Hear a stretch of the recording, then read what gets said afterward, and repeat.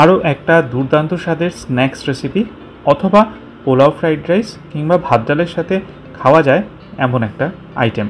নমস্কার, কুইজিনিয়া চ্যানেলের পক্ষ থেকে সকলকে জানাই সাদর আমন্ত্রণ। আমাদের সবার চ্যানেল কুইজিনিয়াকে সাবস্ক্রাইব করে পাশে থাকা বেল বাটন আর অল আইকন প্রেস করে রাখলেই সব নতুন ভিডিওর নোটিফিকেশন আপলোড হওয়া মাত্র পৌঁছে যাবে আপনাদের কাছে। আজকে আমি নিয়ে এসেছি দারুণ একটা ভাজার রেসিপি, যেটা আপনারা স্ন্যাক্স হিসেবে তো ব্যবহার করতেই পারেন, তাছাড়া পোলাও ফ্রাইড রাইসের সাথে খাওয়ার জন্য বা ভাতের পাতে ডালের সাথে খাওয়ার জন্য একদম অ্যাপ্রোপ্রিয়েট। আর এটা কিন্তু বেশ দুটো তিনটে রেসিপির একটা সংযোজন, মানে একই রকমের জিনিস দিয়ে কত রকমের জিনিস বানানো যায় দেখে নিন না। এখানে নিয়েছি আমরা কাঁকরোল, দুটো কাঁকরোল নিয়েছিলাম। কাঁকরোলের খোসাটাকে ছাড়িয়ে 8 টুকরো করে আমরা কেটে নিয়েছি।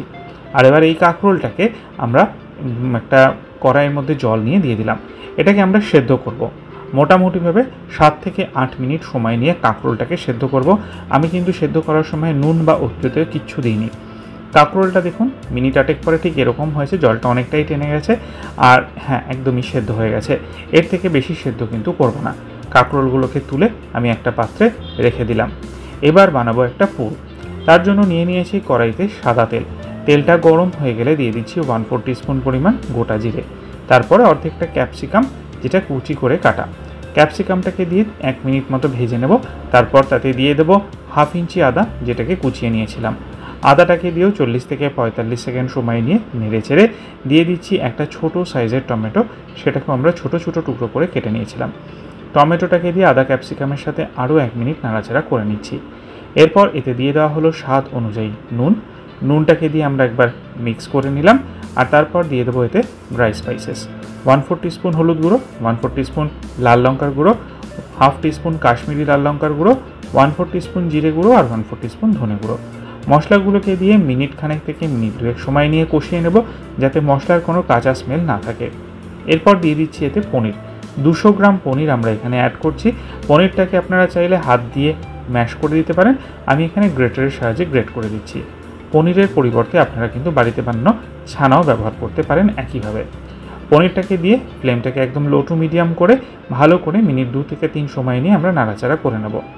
তারপর এতে আমরা দিয়ে দিচ্ছি no onion no garlic tomato sauce, যেটা ম্যাগি কোম্পানির, 2 টিস্পুন দিয়ে আরও একবার মিক্স করে নিলাম।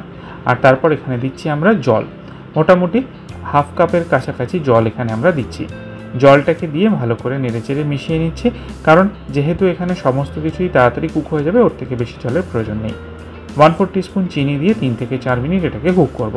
মিনিট 4 হয়ে আসলে আমরা দিয়ে দিচ্ছি 1 টিস্পুন আমচুর পাউডার আর দিচ্ছি 1 টিস্পুন কাসুরি মেথি দিয়ে আরও একবার নেড়েচেড়ে মিশিয়ে আরও 2 থেকে 3 মিনিট সময় নিয়ে এটাকে আমরা কুক করে বেশ ড্রাই হওয়া পর্যন্ত অপেক্ষা করব।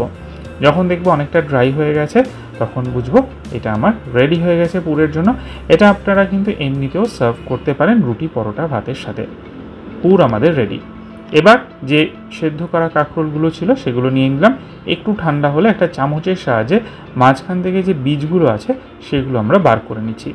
বীজগুলো কিন্তু আমরা ডিসকার্ড করব না, ফেলবো না, এগুলো কিন্তু আমরা ব্যবহার করব। বীজগুলো বার করা হয়ে গেলে যে পুরটা বানিয়েছিলাম সেই পুরটা থেকে কিছুটা পুর আমরা এখানে নিয়ে নিলাম আলাদা করে, আর তার সাথে আমরা এর মধ্যে বীজগুলো নিয়ে নিলাম।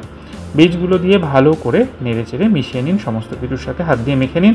বীজগুলো এই পুরটা গরম থাকতে থাকতে মেখে নিলে কিন্তু সুন্দর একটা টেস্ট হয়ে যাবে, যেহেতু পুরের মধ্যে সমস্ত মশলা রয়ে আছে। আমাদের পুর কিন্তু একদমই রেডি।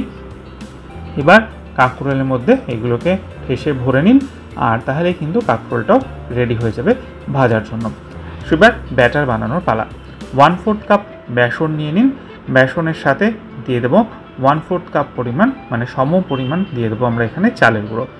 আমি এখানে ছোলার বেসন কিন্তু ব্যবহার করেছি, আর তার সাথেই 1/4 কাপ পরিমাণ চালের গুঁড়ো দিচ্ছি। আপনারা চালের গুঁড়োর পরিবর্তে কর্নফ্লাওয়ার ব্যবহার করতে পারেন, যে কোনো একটা জিনিস ব্যবহার করবেন যাতে এটা মুচমুচে একটা ব্যাপার আসে। দুটো জিনিস নেওয়া হয়ে গেলে দিয়ে দিচ্ছি স্বাদ অনুযায়ী নুন, তার সাথে দেওয়া হচ্ছে 1/4 টিস্পুন হলুদ গুঁড়ো আর দেওয়া হচ্ছে 1/4 টিস্পুন লাল লঙ্কার গুঁড়ো।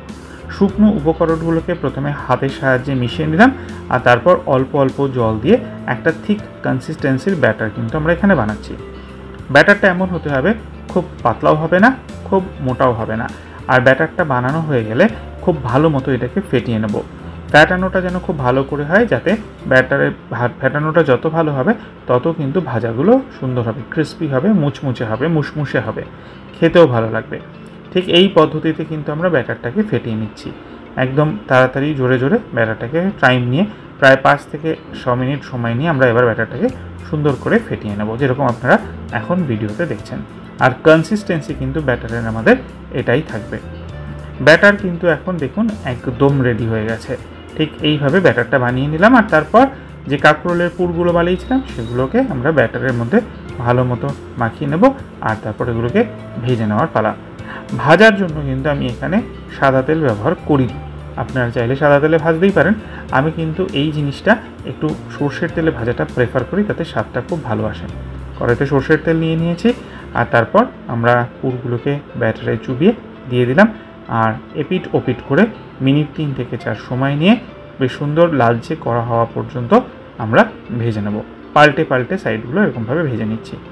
ভাজাগুলো কমপ্লিট হয়ে গেলে আমরা কিন্তু এবার এগুলোকে তেল থেকে তুলে নিচ্ছি। তাহলে দেখলেন কত সহজে এটা বানিয়ে ফেলা যায়। বানিয়ে ফেলুন, আর অতি অবশ্যই স্ন্যাক্স হিসেবে বা ভাতের পাতে, ডালের সাথে কিংবা পোলাও ফ্রাইড রাইসের সাথে এটা সার্ভ করুন। খেয়ে জানান কমেন্টের মাধ্যমে কেমন লাগলো। ভালো লাগলে বরাবরের মতো লাইক এবং প্রচুর প্রচুর শেয়ার করতে ভুলবেন না যেন। যারা এখনও চ্যানেল কুইজিনিয়াকে সাবস্ক্রাইব করেননি, অনুরোধ করবো চ্যানেলটাকে সাবস্ক্রাইব করে এই পরিবারের সদস্য হয়ে যাওয়ার জন্য। লাইফ ইজ প্রেশাস গল্পের শেখালে কাল চ্যানেল দুটিকে সাবস্ক্রাইব করতে আজকের ভিডিও ডেসক্রিপশন বক্সের লিঙ্কটা প্লিজ চেক করে নেবেন। সবাই ভালো থাকবেন, সুস্থ থাকবেন। নমস্কার।